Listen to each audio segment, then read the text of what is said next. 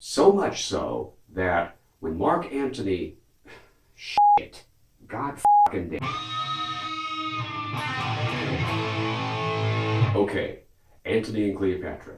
Written in 1607, we're pretty sure, this is nearly a direct continuation of the events of Julius Caesar, written in 1599. In Julius Caesar, Caesar was assassinated by a group of conspirators led by Marcus Junius Brutus, one of Caesar's best friends. The conspirators asserted that they wanted to assassinate Caesar because Caesar wanted to be emperor, which he did, and they, the conspirators, wanted to preserve the republic instead, which they did not. Mark Antony and Octavius Caesar, Caesar's nephew, eventually defeated the conspirators. Now, with Lepidus, they have formed a triumvirate to rule the far-flung Roman Empire, including its distant states, including Egypt. Of the three men, Mark Antony is by far the most effective military leader. Further, it was Antony's oratory skills that turned the populace against the conspirators after the assassination of Caesar. As a general, Julius Caesar had gone to Egypt and, it is said, conquered Egypt, but was conquered, essentially, by Egypt's queen, Cleopatra. Now, as Antony and Cleopatra opens, we see that Mark Antony also has gone to Egypt and, like Julius Caesar before him, essentially been conquered by Cleopatra. So much so that Antony has stayed in Egypt for a very extended period of time, years, neglecting his duties to Rome. In his absence, his wife, Fulvia, an intelligent, ambitious woman, has been taking care of business. Meanwhile, Octavius Caesar has picked up where Uncle Julie left off and is working to become the sole ruler of the Roman Empire. Octavius has worked hard to make himself appear devoted to Rome and to the populace to make Mark Antony seem like someone who is derelicting his duty and is just off screwing some trampy foreign queen, as Mark Antony is. So that's not really hard. Fulvia, though, Antony's wife, has seen exactly what Octavius is doing. Therefore, she has taken command of Antony's troops to make it appear that she is going to war against Octavius. Fulvia is working on the hypothesis that this will force Mark Antony to return to Europe and again consolidate his power base. When Mark Antony's younger brother, Lucius, who was a consul of Rome, a position not nearly so important as it was back in the days of Coriolanus, when Lucius sees what Fulvia is doing, he took his army and went out to stop her. However, Fulvia convinced Lucius instead to join her. Together, then, Fulvia and Lucius did oppose Octavius, who defeated them, albeit with some difficulty. In addition, and this is where it gets a little hard to follow, Pompey, whose father, also named Pompey, had been defeated by Julius Caesar, younger Pompey is preparing to make war against the triumvirate because the triumvirate defeated the men who killed Caesar, who had defeated Pompey's father, Pompey Sr. That's the situation. That's the situation when Antony and Cleopatra opens, and news of all this has just reached Mark Antony in Egypt. Like many of Shakespeare's plays, this one doesn't provide us with really clear-cut lines of good and evil. It's a big old smush of ethical and moral gray, quite frankly. Like Titus Andronicus, and also like Coriolanus, yet to be written, this play deals in part with the effects of Roman honor. There is also an overriding theme that manifests itself in a bunch of ways. Essentially, the theme is duty versus will. Another way to phrase it, public versus personal. Or what one ought to do as opposed to what one wishes to do. This theme is both political and personal, and it runs throughout this play from beginning to end. In addition to that theme, the biggest thing to look at is the characterization of Mark Antony and of Cleopatra. Are they admirable characters, or are they not? Or is the question that simple? I have a suspicion it's not. The characterization of Mark Antony in this play is very different from the characterization of Mark Antony in Julius Caesar. One way to explain this is to say that, well, there have been 8 years between the composition of these plays, so Caesar wanted to write. Caesar wanted to write? That was not a Freudian slip. That was strictly verbal. Shakespeare wanted to write a different play about a different type of character. However, within the play, there is also explanation of this change. We hear a variety of characters lament that Mark Antony now is not the same Mark Antony, the epitome of Roman virtue that he used to be. Right away, in fact, in the play's first 13 lines, we get the Roman point of view from Philo, which is that the great Antony has fallen. Now, what we're going to do in large part here is just run through mentioning a bunch of scenes that I think pretty obviously relate to these themes of personal versus private, or duty versus will, and also that correspond to the question of, especially Antony, who is the real Antony? Is the real Antony this fella who is living a hedonistic life basically in Egypt? Or is the real Antony the Roman Antony who takes care of business and Roman duty and all that kind of thing? In Act 1, Scene 1, starting around line 35, we have a brief passage in which Antony explicitly rejects his duty to Rome, declaring that his place is here in Egypt with Cleopatra. Jumping up to Act 3, Scene 13, Enobarbus refers to, quote, Antony, who would make his will lord of his reason. However, throughout the play, Antony goes back and forth. Back in Act 1, Scene 2, upon getting the news of Fulvia's death, Fulvia committed suicide. The Roman thing to do. Antony asserts that he must break away from Cleopatra and go back to Europe and be the man that he is. But who is he? In Act 1, Scene 1, we have Cleopatra lament that Antony would leave her and be his real self back in Europe, who is in love with Fulvia. And Cleopatra does this, as she does everything in the play, in a very theatrical way. And I don't mean theatrical as in, this whole thing is a piece of theater, but I mean in the way that people in real life will engage in theatrical behavior because they feel that it will make a greater impact upon the people around them. According to Philo, in Act 1, Scene 1, around line 60, this Antony, who is here in Egypt, falls far short of the greatness that the Roman Antony used to exhibit. There's a passage in Act 2, Scene 2, in fact, in which Enobarbus asserts that he wishes Antony to, quote, answer like himself, which means Enobarbus feels that the real Antony is the orator and the duty and honor-oriented person that he was in Rome.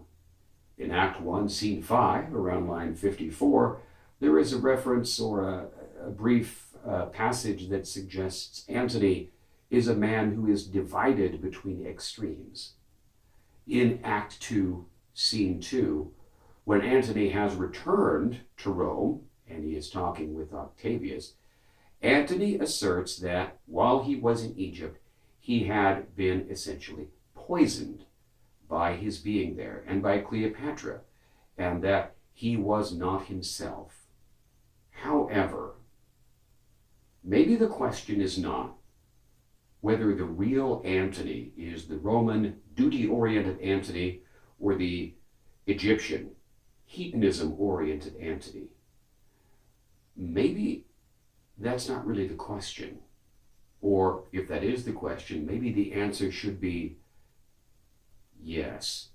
He is those things. He is both those things. Let's take a quick look at one of the passages that has traditionally been regarded as the most difficult to parse in the entire play. This is Antony's description of the crocodile. Act 2, Scene 7, lines 42 and following. Antony is asked to describe this beast they have in Egypt, the crocodile, and to say what it is.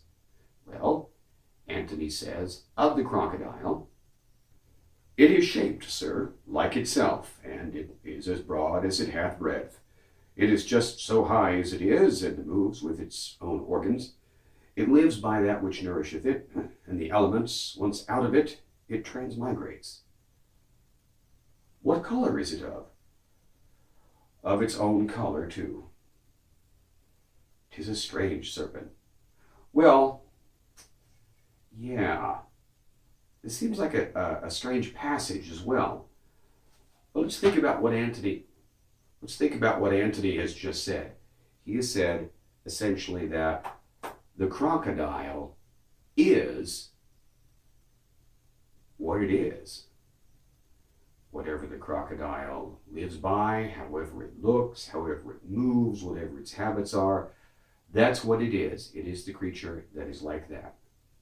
Maybe we should apply this description to Antony as well. Antony is not strictly the Roman duty-oriented Antony, nor is Antony the Egyptian, hedonistic, party-hearty Antony. The real Antony is both of those things. And that is, I think that's a shrewd observation on Shakespeare's part. And I don't mean that necessarily historically Shakespeare is giving us an accurate description of Antony. Rather, what I mean is that what Shakespeare's doing in his portrayal of Antony and suggesting to us through Antony's description of the crocodile is that a human being is not, well, a human being is one person, but that person cannot be easily and narrowly conscribed by one attitude or one type of behavior or something like that. A person, in the words of Walt Whitman, may be vast and contain multitudes. Shakespeare and Walt Whitman actually were neighbors. I know you're saying, what's up with that? It gets into time travel, and it's far more complicated to really, describe at length here. But Shakespeare seemed to recognize what Whitman would later recognize and write about, that a human being is not easily constrained within narrow parameters. When folks refer to the greatness of Shakespeare as a writer, they tend to be referring to either Shakespeare's skill, his craftsmanship, his writing of beautiful verse or well-structured plays, or his ability to keep an audience on the edge of their seats or what have you, or Shakespeare's psychological insight, his comments about how people are and what they do and that kind of thing. And in this description of the crocodile and our ability to apply this description to Antony, and from there sort of step back and go, wow, people are like that, aren't they? I don't mean that they're just like Antony. I mean, people are vast. I think we have a combination of those two things that contribute to Shakespeare's being regarded as a great writer. He has written this very well, and he has made a shrewd bit of psychological observation here. I like literature, and one of the reasons I like teaching Shakespeare is because we can apply the things that we read in literature to life, okay? Well, I don't think you're going to get a more applicable thing than this idea that a person is not easily described. A person may encompass many different attributes and habits and desires and so forth. And sometimes a person may be seen as, and may her or himself feel, as though the person is torn between different paths or sort of different states of being. I'm thinking of transgender individuals right now. Actually, I think are the most visible and in some ways the most tragic of this idea that we have to be one way or the other.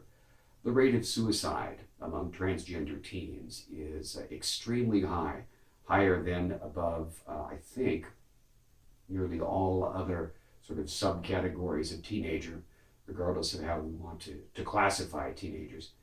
And for a lot of people, this idea that they have to be one way or another is a big thing in their lives, and they are torn, sometimes darn near tortured, by this inability to decide what or who they are, when maybe the truth is that they are all of those things.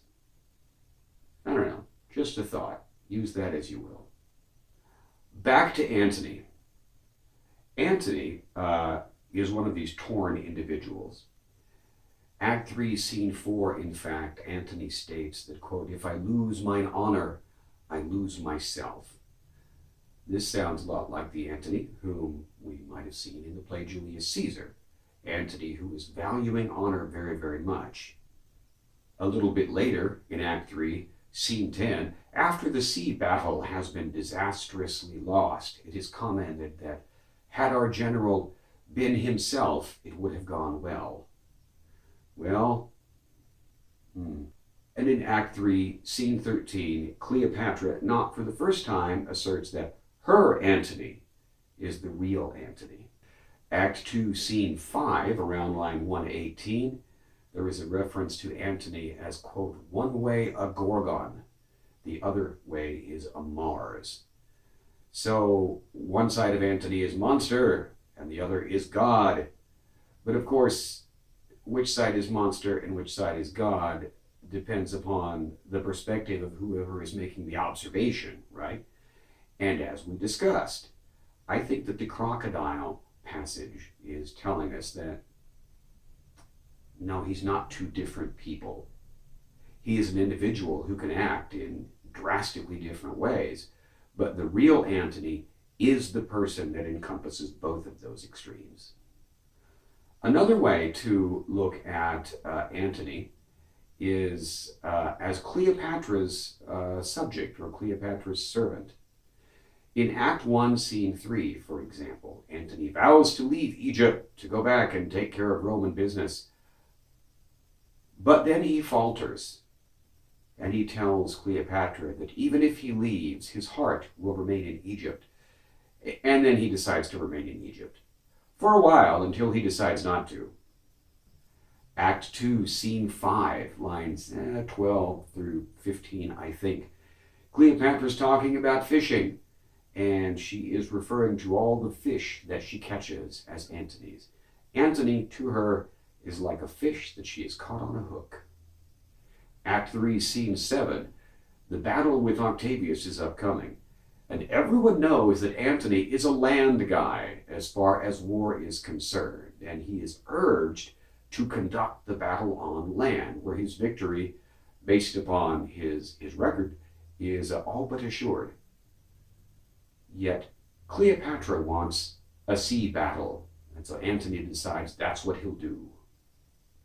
And when the battle goes poorly, as everybody knew it would, except Antony and Cleopatra, it seems, Cleopatra, who has sailed out to watch the battle, as though this is a spectator sport, Cleopatra has her barge turn and flee, and Antony turns his ship around and pursues her, leaving his fleet to be decimated. In Act 3, Scene 11, in fact, Antony is angry, and he's berating Cleopatra because he says, "My heart was to thy rudder tied, and you did know how much you were my conqueror."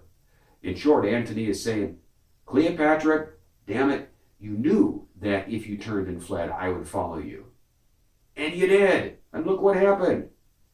Of course, this is also Antony blaming someone else for what he did.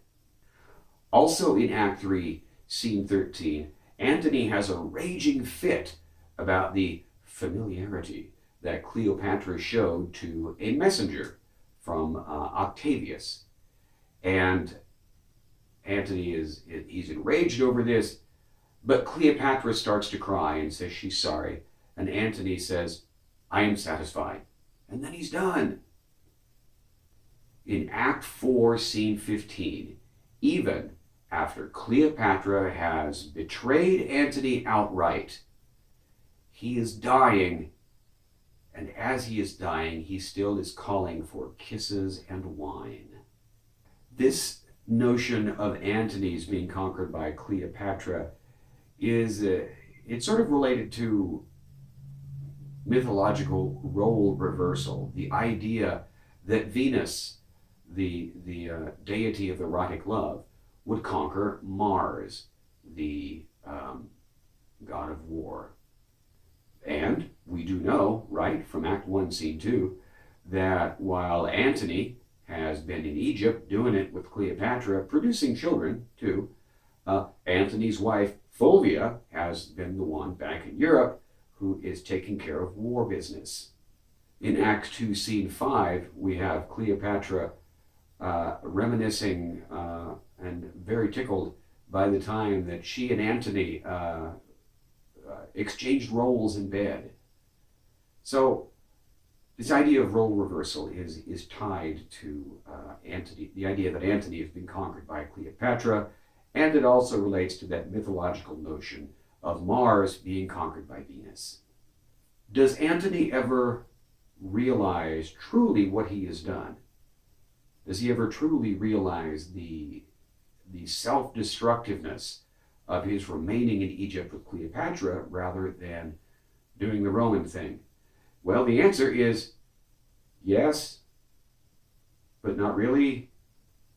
But then yes again, and kind of, sort of, we're not sure. In Act 1, Scene 2, as we have noted, I think, a little bit ago, Antony asserts that he must, from this enchanting queen, break off because, 10,000 more ills than I know of have happened while I was here. I'm totally mangling that passage. And there also comes a bit in Act 1, Scene 2 that is worth reading out loud. This is Act 1, Scene 2, line 121. Antony learns that Fulvia is dead, and Antony has this passage. There's a great spirit gone. Thus did I desire it. But our contempts doth often hurl from us, we wish it ours again. The present pleasure, by revolution lowering, does become the opposite of itself. She's good, being gone. The hand that could pluck her back, that shoved her on. I must from this enchanting queen break off. 10,000 harms more than the ills I know my idleness doth hatch. In other words, be careful what you wish for, you might get it. In Act 4, Scene 14, I think, Antony says of Cleopatra, vile lady, she hath robbed me of my sword. He doesn't mean she's actually stolen his sword. He means that Cleopatra has stolen from him his warrior self. But again, this is Antony blaming Cleopatra for what he did. But Act 4, Scene 15, Antony refers to a Roman by a Roman valiantly vanquished. Well, we could read this as he's referring to himself being defeated by Octavius, but I have a pretty strong suspicion that the better way to read that passage is Antony finally realizing that he has destroyed himself. The both Romans that he refers to are him. So, Cleopatra, what to do with her? In Act 2, Scene 2, we have this description of Cleopatra on her barge, and it's a long description, and it suggests that everything bends to her, even nature, even the wind, okay, not just human beings, and she is described as this incredibly amazing person. The passage tells us also of the instant effect that she had on Antony as she had on Julius Caesar before him. This is an interesting passage because it is true that there are some people who have an immediate effect on most folks with whom they come in contact. I don't know. I guess charisma is a word that we often use to describe this quality. Bill Clinton, I'm told, is such an individual. A colleague of mine who is not one to engage in flights of fancy has written that she once saw Bill Clinton at a distance, and even at a distance felt an immediate pull. And I thought, well, that's interesting. Cleopatra apparently is like that too. Cleopatra, the Bill Clinton of Egypt. Not sure what to do with that. Please forget that I said that. In this description of Cleopatra in Act 2, Scene 2, around line 216, the word, what is the word? Let me check my notes. Okay, the word mermaids is used. I have read somewhere that mermaid was sometimes used by Shakespeare to refer to sirens. And sirens in classical mythology were these creatures of beauty, and they sang beautiful songs and lured sailors to their deaths upon the rocks. Is this suggesting that Cleopatra is such a being, luring Antony to his destruction? I don't know. In Act 2, Scene 2, around line 234, the word barbered is used.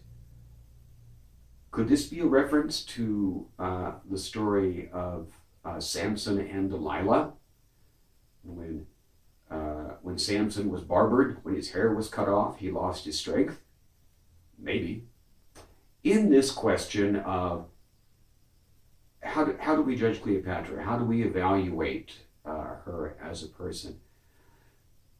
Her fickleness is what seems to damn her I guess from a modern perspective.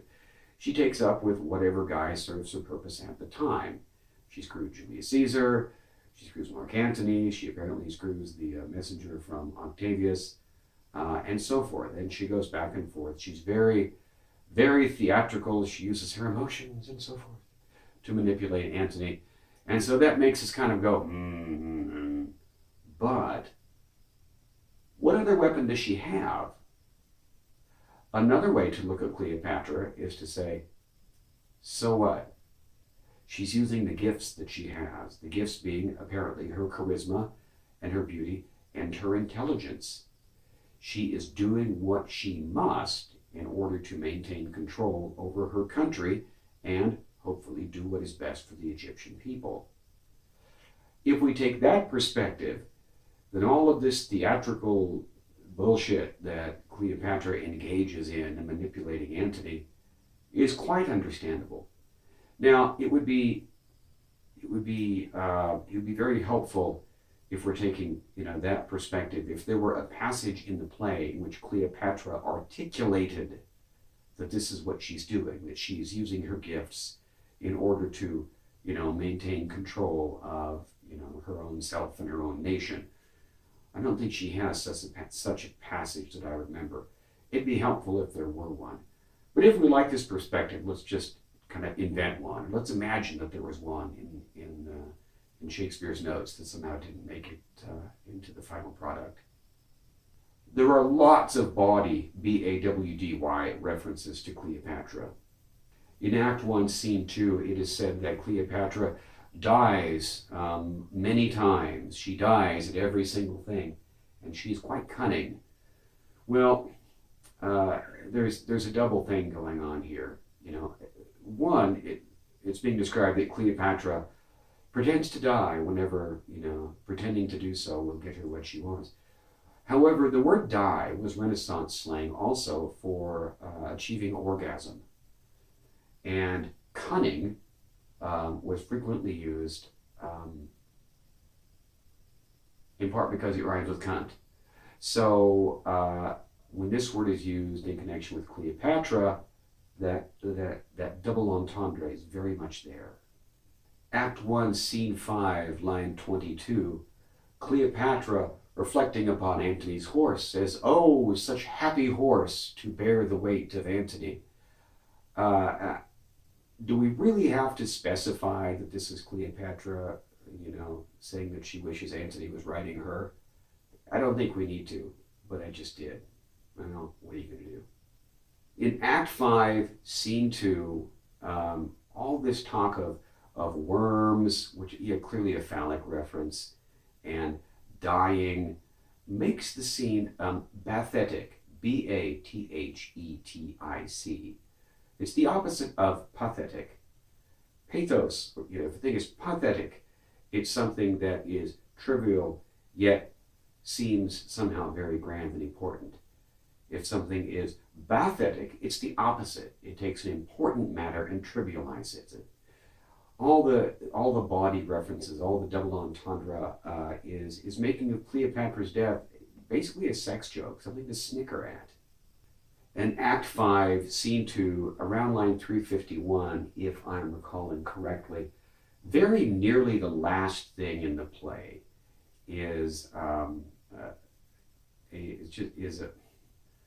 sex joke about Cleopatra. This talk of worms and the cave and the slime is pretty clearly double entendre, suggesting Antony's semen in Cleopatra's vagina. And Shakespeare's audience would know this, and they would be like, "Nah." Well, pretty much like we do now. Except it's, I'm not sure it's as funny as it used to be.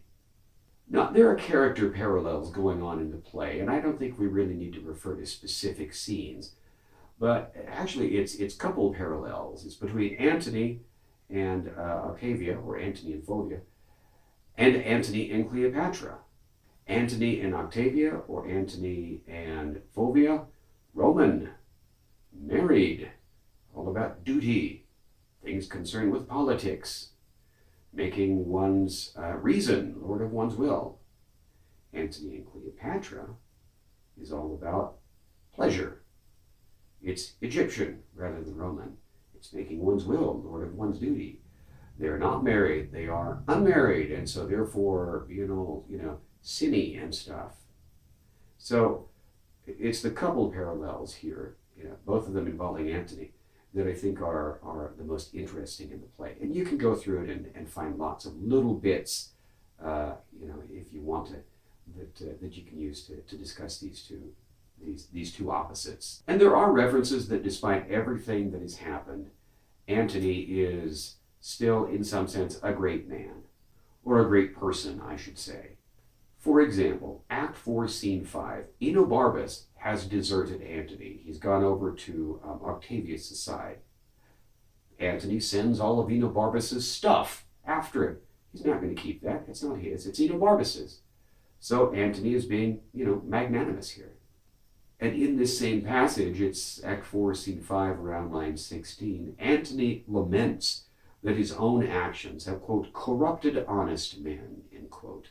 And just a little bit later, Act 4, Scene 6, Enobarbus feels such regret for abandoning Antony that Enobarbus resolves to kill himself. Even Octavius, Act 5, Scene 1, praises Antony and laments his death. Of course, this is easy for Octavius to do now that he's the winner. And miscellaneous things, right? I mean, Cleopatra praises Antony throughout the play. Everybody, all the Romans who discuss Antony, praise him and lament that he is not being the great person that they know he can be. He inspires loyalty among his soldiers, so much loyalty that, as we said, Enobarbus regrets abandoning him and decides to commit suicide. And frankly, Antony, even though he's not that likable, is a lot more likable than Octavius, I would argue. All right, guys, that's what I've got for Antony and Cleopatra. I know this wasn't as interesting or as detailed as our discussion of Coriolanus, but I think it was better than the discussion I produced of Julius Caesar. So, all right, there is that. As I described in the page about Coriolanus, best thing to do, have your study guide here and your text here. watch this video and pause it as often as you like to try to correlate what I'm talking about here with your study guide, and look up some of the specific passages that we've referred to in the video, in the text too, to kind of cement those in your head. That's what I've got. All right, study hard, and I'll talk to you soon.